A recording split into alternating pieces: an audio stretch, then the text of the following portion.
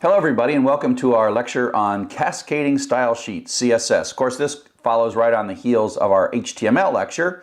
I'm going to use a bunch of examples from webapplicationsforeverybody.com and you can just bring these up in your browser.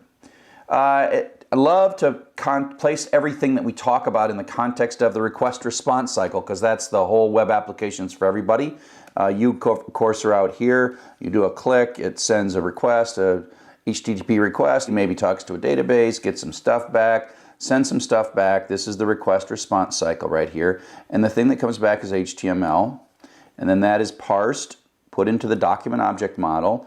And the thing that you then see, the pixels you see on your screen, are from the document object model. And so that's what we've been doing so far. And so far, in that HTML lecture, we just talked about this, what the format was when you parse the response.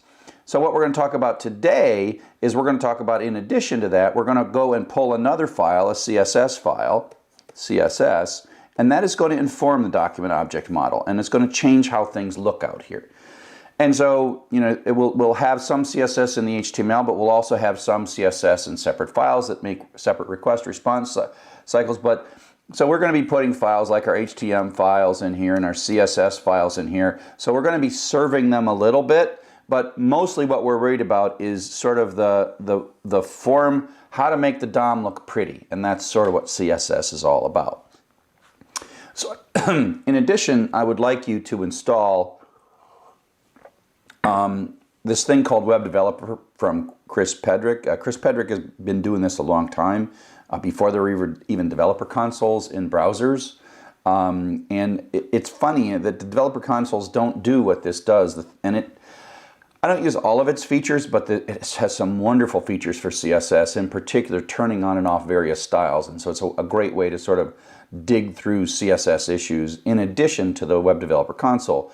And you can do a lot of sort of fine debugging, but there's some real nice stuff with Web Developer. It's just a plugin for your Safari or your Chrome or your Mozilla browser or whatever. So please install that. I recommend it. And some of the assignments actually require it. So like I said in the HTML lecture, the HTML started out with, we were just amazed in 1995 when we could see a page with a gray background and blue links, and it was lists, long lists of links, and the links turned purple, and we would click on a link and another page would come up, and we were like, holy mackerel, this is the future, right? And we were so happy.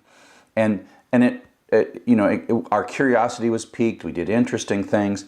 But, you know, in the 10, 15, almost 20 years since all that, it's become a business. And in business, the look and feel for the average non-nerd user, they don't care that there's a request response cycle. They just want to do a thing, talk to their friends or look up information or whatever. And so the CSS is in the middle of this time frame, that the ability to precisely lay things out and make pages beautiful became super important for the web to take its sort of leap into commercialdom.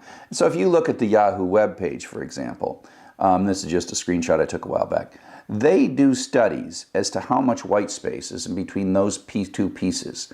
And they'll add a pixel and take away a pixel, and they'll see how their revenue goes.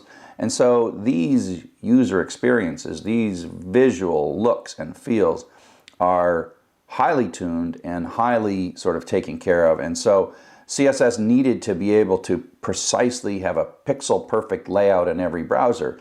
And so CSS is a very, very precise thing. HTML has become precise, but we don't want to do our markup and layout in HTML. I showed you tables previously, and in really early versions of HTML, we used tables to create look and feel, and that was never good. So one of the things you can do with the Chris Pedrick Web Developer plugin is you can show a page without CSS.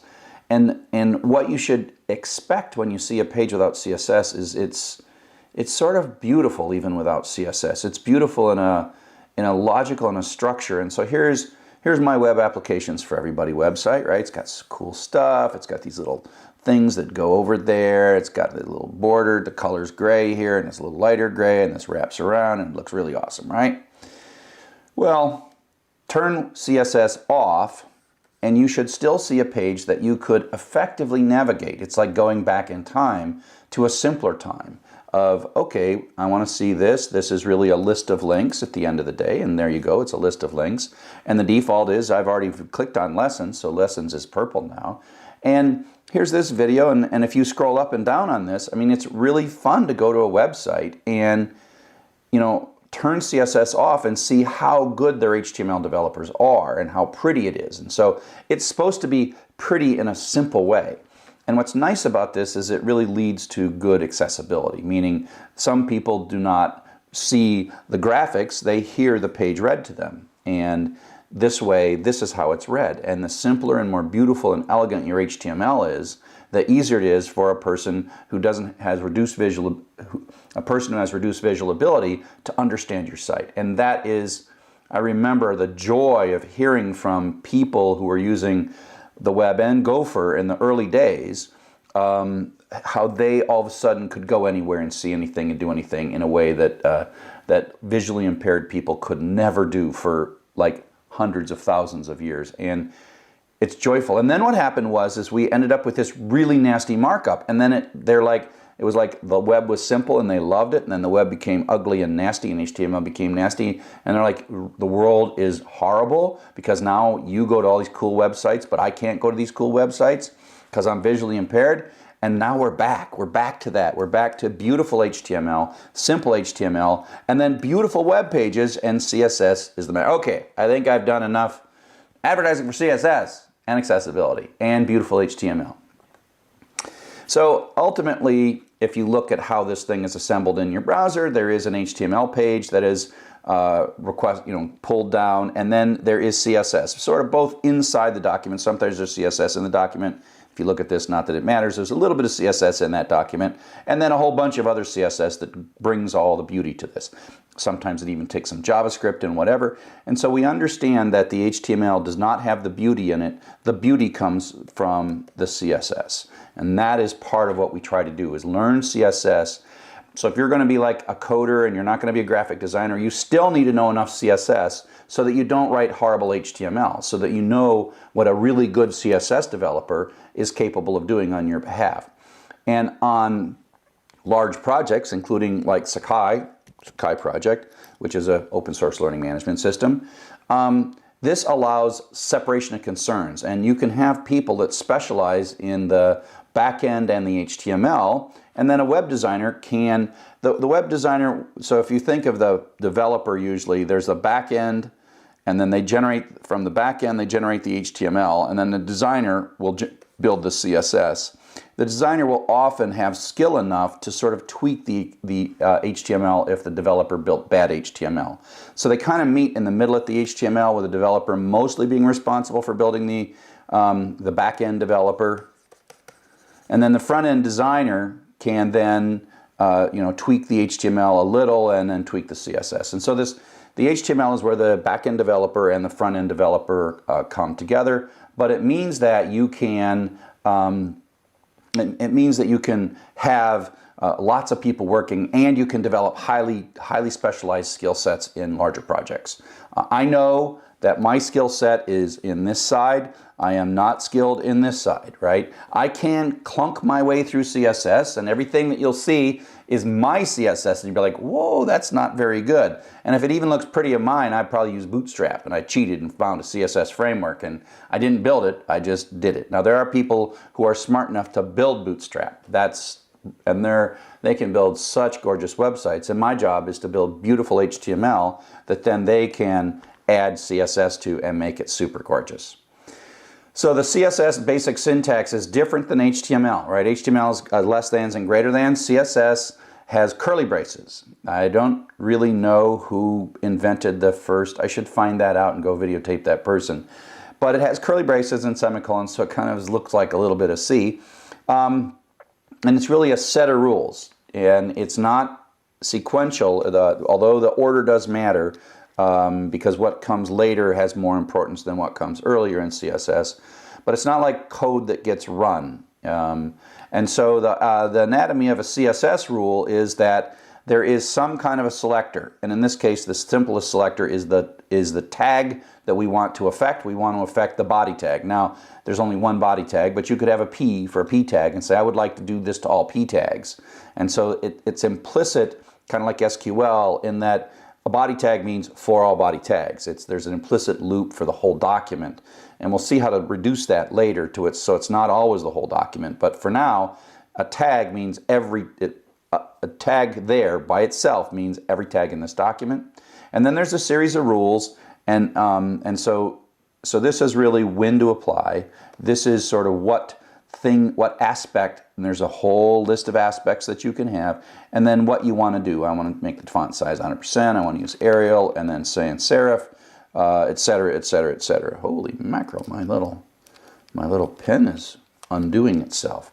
And so then these end in a semicolon, and you can have a bunch of these, right? You can have just one, you can have more, but that's the basic idea. Is a CSS rule is go find a part of this document and paint it. I like to think of this as like, go find a thing and then run a paintbrush over top of it that is this paintbrush. That is the paintbrush that you go select a piece of the document and then paint it yellow or paint it bold or whatever. That's kind of how I think about it. Now, I'll admit I am just I'm really a very weak CSS developer, and I need a cheat sheet. And if I'm going to do CSS, having this, even a single page cheat sheet, is super helpful for me, just because I don't use it all the time.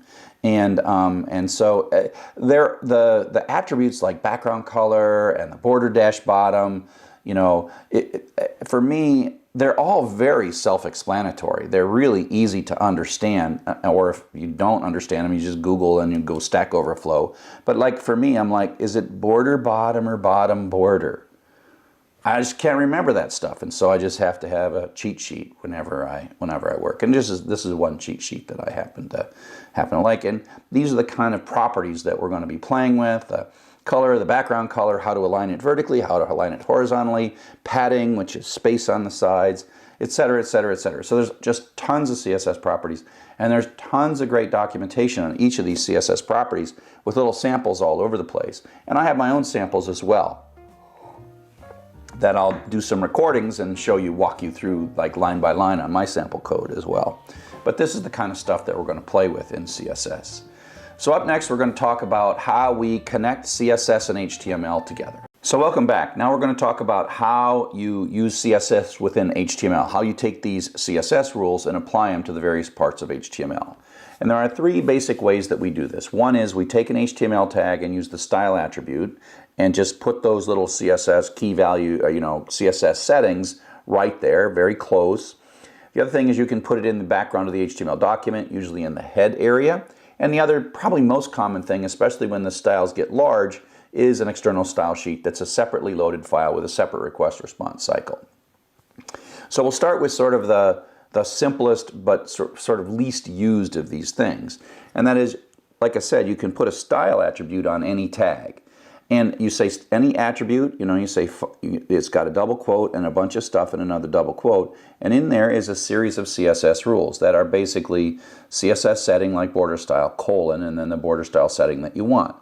And so in here I'm saying I would like a solid border, I would like it red, and I'd like it to be 5 pixels. And that effectively determines how that particular thing gets painted, right?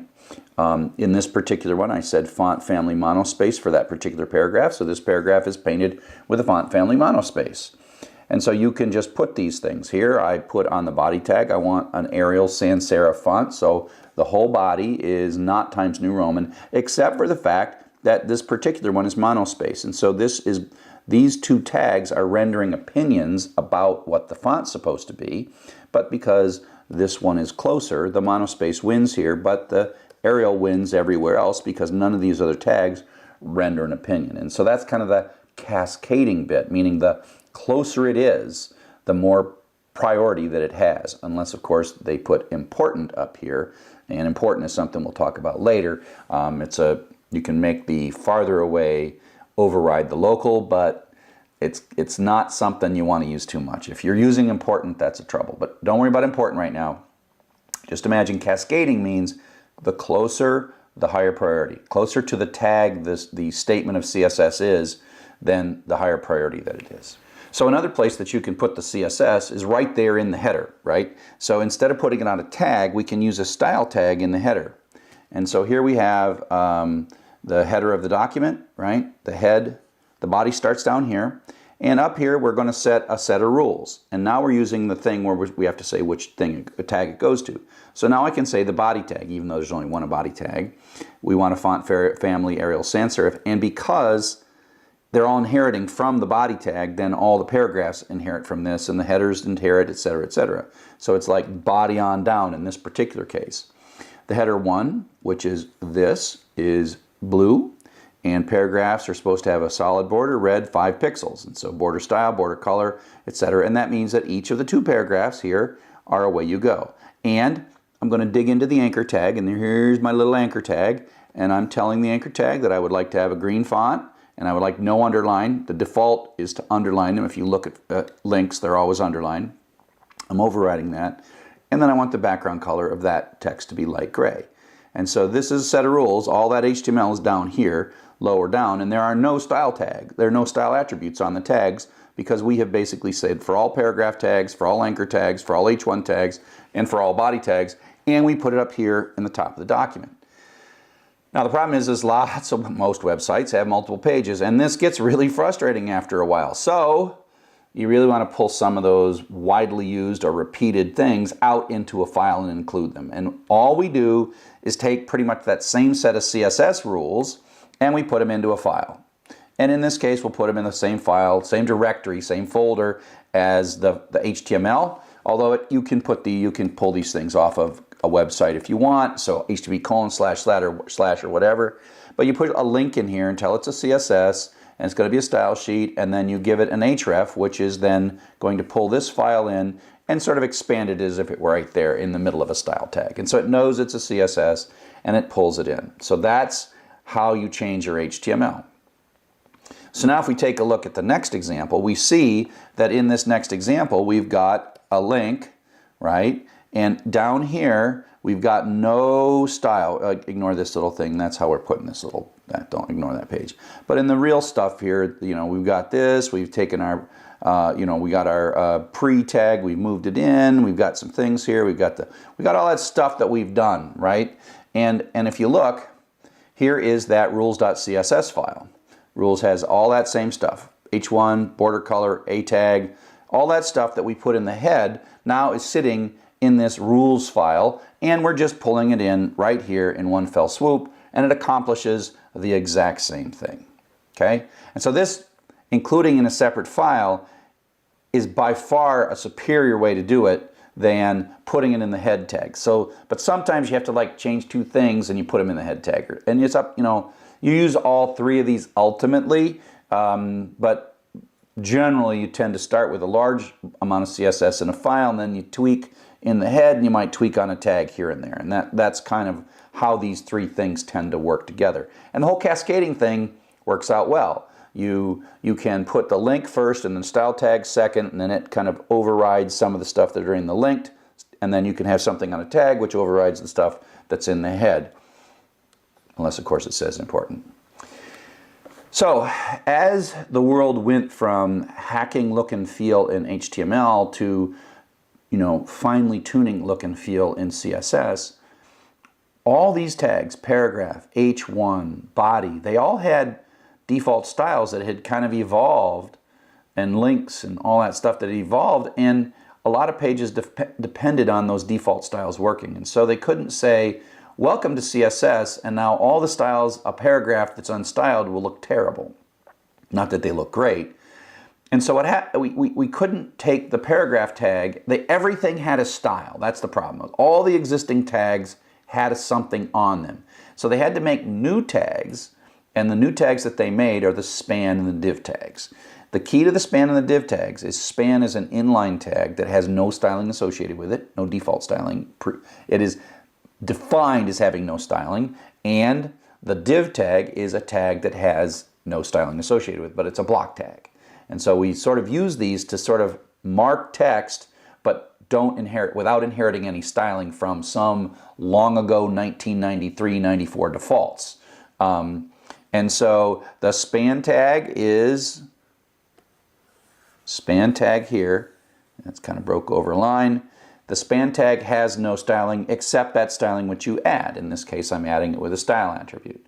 And the same thing is true for a div tag, right? The div tag, and also divs can be within divs. So this is a nested div, right? There's an outer div and an inner div. And basically you know that styling, the div has no style whatsoever, right? The span has no style whatsoever. So if you just put something in a span tag and you don't do any, you don't sort of render an opinion about what it looks like, the span doesn't change it. It just is, it inherits from whatever else is there. And so if we take a look at this, right? So here we have a P tag with a green border, 1 pixel border solid. Now the interesting thing is you say, well, did the paragraph tag have styling? It turns out it does. It has some margin in padding to make it look better, right? And so the paragraph tag is not an unstyled tag. It is expected to create blank space around itself. And so, yeah, we got, so the paragraph tag has a default style. It's supposed to have a default style. But then if you look at the div tags that we've got here, like this div tag, this div tag, remember, goes all the way down to here. This div tag, I just put a blue around so you kind of know what's going on, right? So this blue goes from here to here. But you can see right away that the div tags have no padding or margin or sort of little white space to make them look prettier. And that's okay, you've got to do that. You've got to add the padding and the white space. They just start with nothing. It's just a block, right? And the span tag, this one here, changed it green because we put a style color equals green right there. And okay, so we did that. And the div tag, and you'll notice, interestingly, because the divs I'm using end up with a 1 pixel border as their style, meaning they started with nothing. You can even see that if you look really close, it's impossible, but you can zoom in. This orange border, the blue border takes up space, and then the orange border's on inside of it, and that's 1 pixel wide. So I'm adding to these through the style attribute, I'm adding CSS to them, but they start with absolutely nothing, and they kind of look ugly when you just like put something in a div, it's like right next to each other, because they didn't want anything.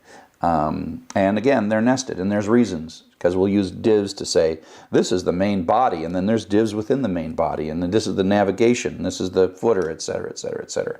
And so we have, divs are ways to describe blocks without adding CSS styling by default, and it's, as such, letting you define all the CSS for these things. So these are cool. They're like the non-tags, the untags, the tags that don't cause anything to happen but let you cause everything to happen. So they're really important. They're really important. So the next thing I want to talk about is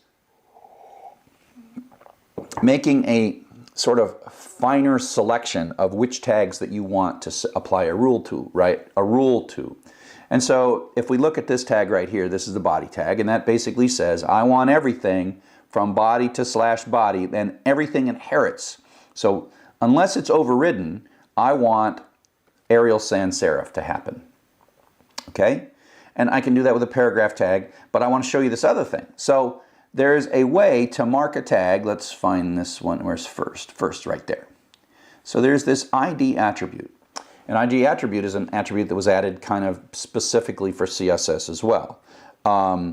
And so you can only mark one tag per document with an ID.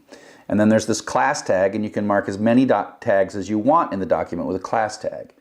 And the idea is like ID tags are for chunks, like main page, like left navigation, top navigation, or something that's only going to appear once on the page. And so if you want to sort, in effect, what #first means is look through the whole document, find a tag. Where's div ID equals first? Where's that stop? Div, right there, right there. Find the tag that's got an ID of first, and then paint it with those rules. The class can happen more than once, but more space, let's see, class is more space here, that's there, and so that basically says, let's change clear and change color here. More space says look through all the document and find all the class. There's that paragraph. Ooh, do I not close that paragraph? Oops, mistake on my HTML. Here, Yeah, so that basically says change the margin left. That means shove this in, and change the margin right and shove it in. So we'll see all these things. And loud, and then you can also see a situation where when you put classes on, you can have more than one. And so this basically will respond both to the shout and to the loud class. Okay, so let's take a look at what this page looks like. So here we go. It's a little busy. So if we take a look at first, it grabs this tag here. The div tag is first, right? And then if we look at like more space, this more space is affecting this one, and it's shoving it in both on the left and the right, and that's because it's this paragraph more space. Okay, shout, let's find the shout ones. Well, we can see them right here. They're all the loud ones. So that is red. No, that's shout and loud. Oh, here's one that shout. Oh, entire has been shouted, and all has been shouted. So you'll notice these guys are lowercase, but shout is a text transform to uppercase. So you can even change the case of things. And then like in third, for example, where's third at? Third says within, so this says find the third div, which is right there, and find all the p tags within the third div. This p tag and this p tag, and then apply a background color yellow to all those, which leads to this right here. Okay? And so pound sign means find ID and apply. Dot means find class and apply. You can have multiple classes, right? Pull in the definitions from two classes, shout space load, go find the whatever's in CSS. And then you can kind of have hierarchical things, and this is quite useful because you can you don't have to get special. It saves you putting classes on. It saves you from putting classes on all the paragraph tags here. You don't have to do anything, but you're not affecting the paragraph tags outside here. You're only affecting the paragraph. I think of this as go find third and the paragraph tags within third, and then do something to them, and that way, otherwise you'd be making more classes than you need to be. And so this is a very well-liked technique for really fine-tuning your selection, your selector for CSS to touch only the things that you want to touch. So up next we'll talk about images and colors and fonts and a few other things. So welcome back. Now we're going to talk about making our stuff look a little prettier with images and how we can play with images, colors, and fonts. So CSS and images are a lot of fun. We can fool around with them. We can move them around. Actually, this for me years ago was the thing that in 1994 that made me fall in love with the World Wide Web.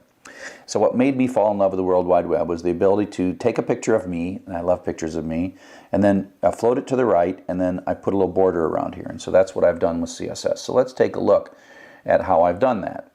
So if you look in line here, the navigation, which I'll show you when I go through the code walkthrough how the navigation works. But at this point, at the end of the navigation is right here. And I put this image in. So if you were to watch this inline, the image is right there. But what I do is, when I say float, that actually, and there's other things that we'll see when we start looking at fixed and absolute positions, you can pull it out of the regular stream. And so this is like pulled out of here. It's as if it didn't exist. And it floats to the right, but then it's vertically aligned. So the next thing you see is this header 1. This header 1 CSS, oh, there's a typo there. I got to fix that. So I'll pretend that was an H1 there, but that's okay. So this header at Quarks mode, I should run this all through the validator to make sure I'm okay. But okay, so the top box of this CSS and images H1 is right here, and then this floats over, but then it top aligns. Now you can change this alignment if you like, but it top aligns here, and then it actually looks at the width, in this case the width of the picture, but you can also control the width up here in the CSS, and then it carves out this space, and then I do a margin of 1em. And so on M, you sort of sometimes wish they would put default formatting on, but then they kind of tend not to put default formatting on, because if they did, then you have to turn that off. And so I wanted some white space, and so I had to put some white space around it. And so I said I'd like a margin of 1em, and so that puts a little bit of space here and actually here as well. So you see that this lines up over there. and then that talks about what is a 1em. So 1em, I could have said 5 pixels, 5px, and that would have been fine. But 1em is basically the width of the letter M, roughly. It's sort of, it is a width that changes with the size and nature of the font. I think of it as the width of an M, and I think that might be a soft definition of it, but I don't think it's a precise definition of it. But that's what I did. So float right hoists it and sends it over here, and then shoves this over so that this text is now, it reserves this space so the text is wrapped, basically. And then I held out some space just for prettiness, right? And so that's like CSS is making it look pretty. Now, what happens here is sometimes you want to basically force, after this float has happened, something back to the left margin. And there's this clear equals all that says clear any floats is what it's really saying. And so it means that even though this, if it wasn't for clear equals all, this next paragraph would have been kind of up in here. And then maybe it would have wrapped if it was long enough. And when you play with this, you can resize it and see how the wrapping changes. But no matter what the size is, after the BR clear equals all, this is going to format back to the left nav, right? So that clears that hanging wrap, that sort of, but you don't have to. You could not do this, and then it would wrap and wrap and wrap, and then it would get longer and it would continue on. But if you want control over that, you can with the BR clear equals all. And of course, you can have images right in line, and this is just from the HTML bit here. There's nothing fancy CSS here. Images kind of are like big characters. I sized that one so it sort of fit nicely, and you could even make this a clickable link. But that's really just, this part here is just HTML, not CSS. But I could have, if I wanted to, change the width and the height of this. That'd be kind of fun. Make this guy be like the width of an M, and then you'd see it more like a character. So there's a bunch of colors, and the colors have to do with, there's the simple thing for us simple folks. You know, we just put in things like red and green and stuff like that, and especially if you're doing a developer and you're just trying to get basic stuff working, I often use colors in my testing, that like put the border red. I do that all the time to say, where was that div at anyway? So I'll throw a 1 pixel border around it, red border, like, oh, that's where it is. Although the Chris Pedrick plugin has a thing where it puts 1 pixel borders around everything for you automatically. But whatever, these are not necessarily most graphically beautiful colors, even though I like them because they're super primary in terms of primary colors and strong. You'll see that I kind of use those colors in my slides a lot because I'm not a graphic artist, of course. I just like, oh, the greenest I can be is good. So there's 16 official colors, and they're here. Once you get a little more sophisticated, you can use precise colors from I think this is a, I don't know, 32-bit. Yeah. So this precise colors are the ones that start with £. And so £, and these are hexadecimal numbers. These two numbers are effectively 0 through 255, but they're in hex. So hex is like A, B, C, D, E, F are actually numbers. 0 through 9, this is actually 10, 11, 12, 13, this is 15. And so E is bigger than 9, and F is bigger than E. But basically these are 0 through 256, that's a three tuple of 0 through 256 numbers. And so the more red you put in, the higher this is, the more green you put in, the higher that is, and the more blue you put in, the higher that is. So RGB, red, green, blue. And if you're playing with like a slider inside your UI, you might be changing this, but you're just changing these numbers ultimately. And so you can find these things, you know, so white is all Fs, and so if you turn it all on, it's white. If you turn it all off, it's black. The absence color is black. Red, green, so you turn, that's max, max, and max, and so you can make sort of a pure red, pure green, and pure blue. Picking these advanced colors is sort of way beyond my ability as a graphic artist, and people will pick colors. There are sites that help you pick palettes for your pages, etc., etc., etc. There is also a, sometimes these colors can have a transparency, and there's a fourth set of two numbers that have to do with how transparent the color might be. So fonts are also important. The default font is a Times Roman because that's what computers had in 1994. and I think they're ugly, especially on screens. They're not so bad on print, but they're ugly on screens. And so I tend to want a sans serif font. It's too bad that and maybe they have changed on some browser default for sans serif. I just change it to sans serif all the time I want. Now if you look at fonts, the font family is kind of a special tag in that you ask it a set of fonts, and what you're really doing is you're setting a priority.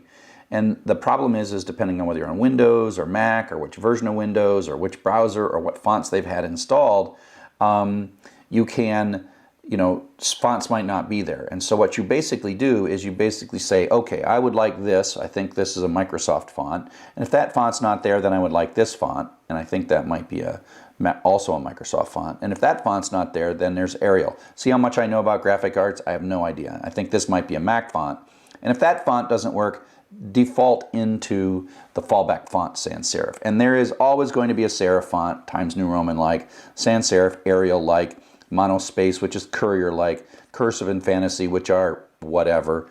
And so all browsers are supposed to have those fallback fonts, and so you tend to see them here at the very end. And so when you see me, I usually will say Arial sans serif or something like that just to get sans serif, although it's quite common. The more sophisticated a page is, the more likely. And the other thing that's increasingly the case is people are downloading fonts and having special beautiful web fonts, and then they download them and then they put that font in here, but then they probably still have fallback fonts. So font family is kind of a weird and unique and glorious thing that leads to some really gorgeous web pages, because so much graphic and arts work is going into making web pages beautiful, and we're going way beyond the operating system installed fonts and having pages that download their own fonts. Things that you can do is set the things to bold, italic, text decoration. Remember, links have underlines and we can turn them on or off. Font sizes are kind of troublesome in that you can set them to pixels, but then you're in danger if you get to a certain kind of a screen size or people start zooming the screen and stuff. And so you can tend to use these relative ones, but they're not as guaranteed as you might like them to be. And so just these are a little bit tricky. Absolute font sizes are a little bit dangerous. I tend to just go like, here's my font, here's the one that's a little larger, here's a little smaller if I need that. So most of the time I'm tending to do things that are like smaller. If I'm putting like a copyright statement and I don't want to distract from the main page, I'll just make it a little small. I'll say, okay, make this small or extra small. And what if it doesn't turn out to be that much smaller? It doesn't matter. I'm just kind of trying to so I'm not an expert in how to use those. I tend to use them as simply as I possibly can because they're not as predictable as it would be nice if they were. So links were a big part of the early web, and it's called hypertext markup language, hypertext transport layer, hypertext. And so links got really special treatment. They used to be blue before you clicked on them and purple after you clicked on them. The blue was to jump out at you and say, please click me. And the purple was to say, I've been there, because a lot of what you did in the early web is you wandered from place to place to place to places like, oh, I found a new thing. Let me explore this. And so you were always like exploring by clicking links. Once we got to the point where people assumed the web, these links didn't need to be blue and garish colors to teach us these things, because people just clicked on everything. And so it became more important to make things pretty. So we have a lot of control as to how we style links. We can say the A tag, we've already colored an A tag with just the A at the top. You can basically say an unvisited link is supposed to have the color black. After the visit, it's supposed to be gray. While you're hovering over top of it, it's supposed to have text decoration and down there and be black, white with a background of navy. And then active is not so heavily used. It's once you've clicked on the link while the page is loaded. So it's a way to kind of, maybe disable it or turn it a color so people think, oh, I better wait until this next page loads. And so when I do the recording, you'll see this. It's a lot easier to see this dynamically. And so there's a whole bunch more samples that I have, and I'll record some walkthroughs of every single one of the samples. And so you can take a look at that at Web Applications for Everybody or in the recordings. So this has been a zoom through CSS. You know, CSS is quite the art and science, and it's evolutionary. I mean, people are specialize in this. They're very good at it. It's a modern form of graphic arts. The basics are there, and I think every programmer who does anything on the web should know the basics of HTML. You know, they keep moving things better with things like nav tags and Bootstrap, etc. And while there will always be like edgy new things in CSS, and so sometimes you'll see CSS with like these Moz fields, which are for Mozilla for the Firefox, but people are always pushing that boundary. And before you couldn't put rounded corners on things, but then the browsers added extensions to put rounded corners on things, and then everybody kind of agreed on that. So CSS is kind of always going to get better and better and better, because for the mobile and desktop, they really want to create as beautiful experience as possible and use standards wherever possible. And so the basics are there. You can do so many wonderful things, especially if you pull in something like a Bootstrap that just kind of cleans up the rough edges of HTML and makes it generally pretty and takes a lot of responsibility off of you. But you can certainly make a lifetime study of CSS if you like. So I hope you found this useful. I will see you on the next.